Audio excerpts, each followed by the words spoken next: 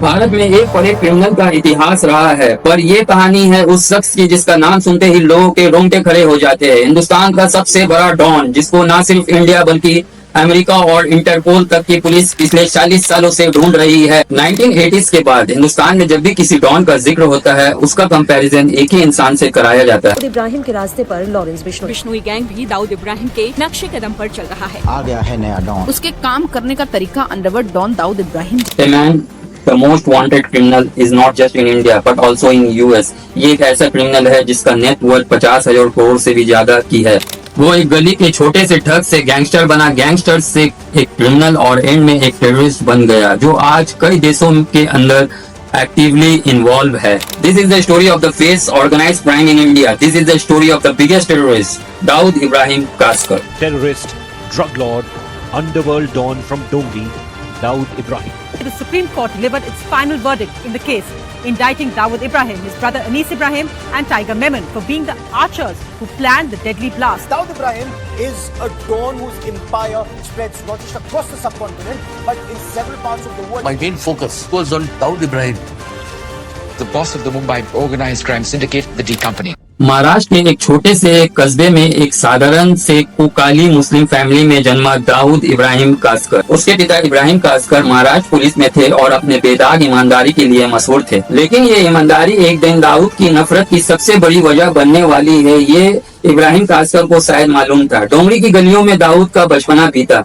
एक छोटे से स्कूल में दाऊद का एडमिशन हुआ, लेकिन कुछ ही सालों बाद स्कूल से नाम कट गया। रीजन, उसके पिता उनको पढ़ाना अफोर्ड नहीं कर सकते। एक पुलिस वाला जो चाहे तो अपने बच्चों को हायर एजुकेशन दे सकता है, पर उसकी इस ईमानदारी उसके बच्चों के मुस्तकबिल के सामने कुछ नहीं था। और यहाँ से शुरू हुआ दाऊद का गरीबी, ईमानदारी और मजबूरी, इन तीनों वर्ड से नफरत। दाऊद इन तीनों वर्ड से इतना नफरत करता था कि उनका ये रिबिलियस नेचर उनके क्राइम में आने का एक बहुत बड़ा फैक्टर बना। जब स्कूल छूटा तो डोंगरी की गलियों में आवारे घूमने वाले लड़कों और दाऊद के बीच का फासला खत्म हो गया। उनके बड़े भाई साबिर, जो ऑलरेडी पहले से ही डोंगरी के तमाम गैंग्स के साथ इन्वॉल्व थे, एक तरफ ईमानदारी में उनके फादर जो सूखी रोटी ला रहे थे, दूसरी तरफ उनके बड़े भाई जो गलत तरीके से क्राइम की चमचमाहट दिखा रहे थे। और ऐसे में दाऊद ने अपने बड़े भाई के ही नक्शे कदम पर चल पड़ता है और यहीं से एक छोटी सी गली में रहने वाला लड़का भारत का मोस्ट वांटेड क्रिमिनल बनने वाला था। शुरुआत में पॉकेट मारना, गली मोहल्ले के दुकानों में गुंडागर्दी करना, यही सब था और धीरे धीरे उसने अपनी एक गैंग बना ली। इस समय मुंबई में कहने को पॉलिटिशियन राज था, लेकिन असल मायनों में मुंबई को वहाँ के गैंगस्टर चला रहे थे। ये वो दौर था जब देश अपने पैरों पे खड़ा होने की कोशिश कर रहा था, क्योंकि इकोनॉमी अभी भी मजबूत नहीं था। मुंबई हमेशा से एक मेजर पोर्ट सिटी रहा है, जहाँ बाकी देशों से जहाज आते जाते थे। टेक्सटाइल्स, वॉचेस, इलेक्ट्रॉनिक्स और सबसे ज्यादा सोना पे इंपोर्ट लगता था और पाबंदी था और सबसे ज्यादा टैक्स भी लगता था। अमीरों को बाहर की ब्रांडेड चीजों का शौक था, लेकिन सरकार की इस पॉलिसी के चलते ये सामान आसानी से नहीं मिलता था और यही सब चीजों को आसानी से अमीरों को देने का काम स्मगलर करते थे, जिसके चलते जन्म हुआ स्मगलिंग ग्रुप का। इलीगल पोर्ट से सामान ऑफलोड करना शुरू कर दिया और बाहर में थोड़े से कम दामों में ब्लैक मार्केट में बेच दिया करते थे। ये स्मगलिंग का समंदर उस समय इतना बड़ा था कि इसमें कई छोटे बड़े मछली आराम से तैर सकती थी और जल्द ही इस ब्लैक मार्केट का सबसे बड़ा खिलाड़ी बनने के लिए एक नाम तैयार हो रहा था, जिसका नाम था दाऊद इब्राहिम। मुंबई में इस समय कई डॉन थे, लेकिन तीन नाम सबसे ऊपर थे: हाजी मस्तान, करीम लाला और वर्दे रंजन मुर्दियर। इन तीनों गैंग्स का अपना अपना स्टाइल था। ये तीनों गैंग्स आपस में लड़ते, खून बहाते, हफ्ता वसूली, किडनैप, प्रोटेक्शन मनी और बहुत किस्म का चार्ज करते और धीरे धीरे इन तीनों गैंग्स ने आपस में मुंबई को अपने अपने इलाके में बांट लिया। 1970 के टाइम पर डोंगरी पर करीम लाला का राज हुआ करता था। करीम लाला का मेन काम स्मगलिंग नहीं बल्कि प्रोटेक्शन मनी हुआ करता था।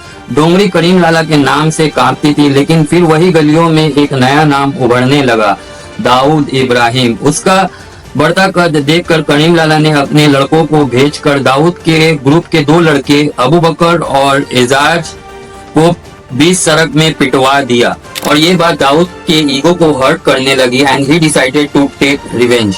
दाऊद ने सबसे पहले उसको टारगेट किया जो अंडरवर्ल्ड की दुनिया में सबका बाप था, हाजी मस्तान उर्फ सुल्तान मिर्जा। दिसंबर 1974 दाऊद को एक टिप ऑफ मिला कि हाजी मस्तान का 5 लाख रुपए एक जगह से कहीं दूसरी जगह ट्रांसफर होकर उसके घर जाने वाली है। दाऊद ने सोच लिया था कि अगर सबसे बड़ा बनना है तो सबसे बड़ा पर वार करना होगा। दाऊद अपने ग्रुप के बेस्ट टीम को लेकर साथ मिलकर हाजी मस्तान का 5 लाख रुपए लूट लेता है और खुशियां मनाता है। लेकिन अगले दिन दाऊद को ये पता चलता है कि ये रुपए मस्तान के नहीं बल्कि बैंक के लीगल पैसे है।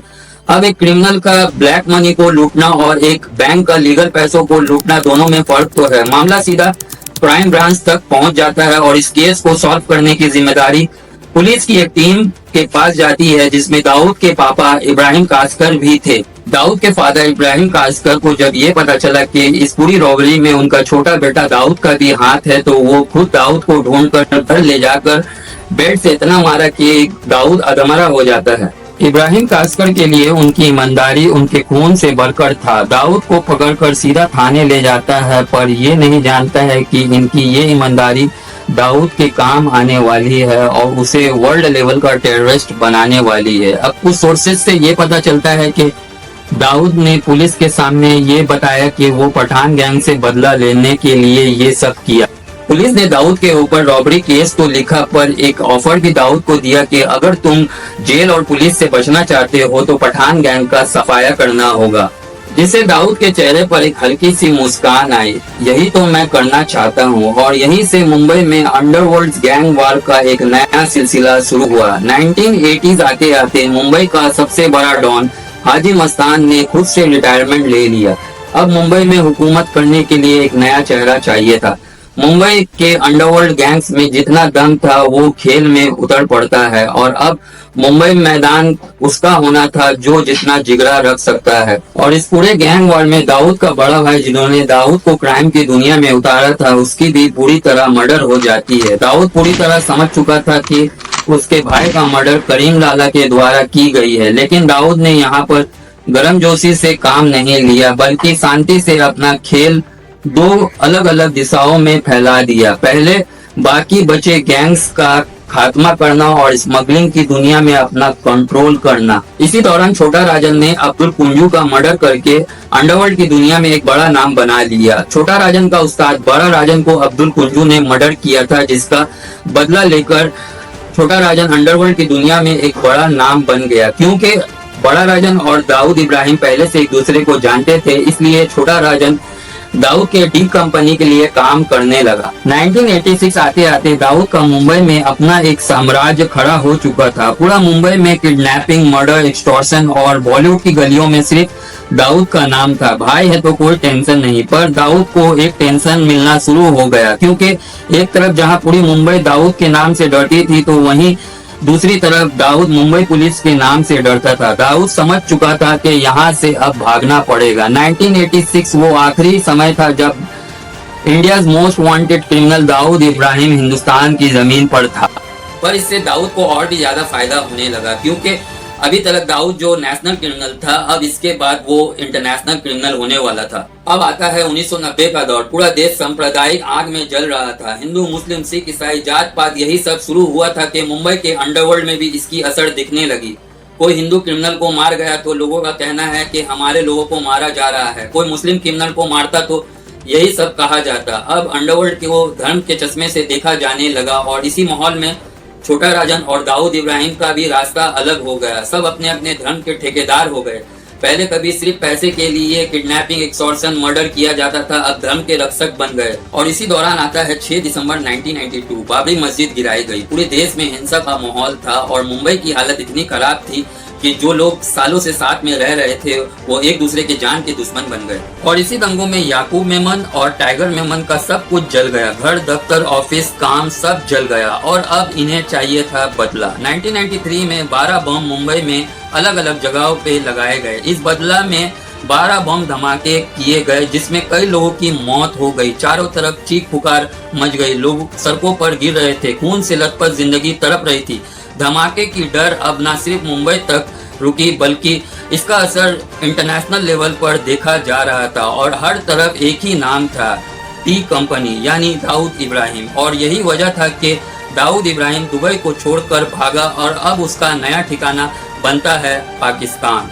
6 दिसंबर 1992 को जब बाबरी मस्जिद गिराई गई, तो ये बात सच है कि हिंदुस्तान के मुसलमानों के दिल में ठेस पहुंचा। लेकिन इसका मतलब ये नहीं कि किसी की जान लेने से या फिर बॉम्ब ब्लास्ट करने से ये सब ठीक हो जाएगा, या फिर कट्टर बनने से। लेकिन जब दाऊद पाकिस्तान गया तो वो पूरी तरह ISIS से जुड़ गया। कई इंटेलिजेंस रिपोर्ट ये कहती है कि अब दाऊद का काम smuggling, kidnapping, protection money, currency, cash से बहुत ज्यादा आगे जा चुका है। He is now actively involve in Pakistani ISIS। रसिया और इंडिया इंटेलिजेंस के हिसाब से 26/11 हमले में भी उन टेररिस्ट को दाऊद ने ही सपोर्ट किया था।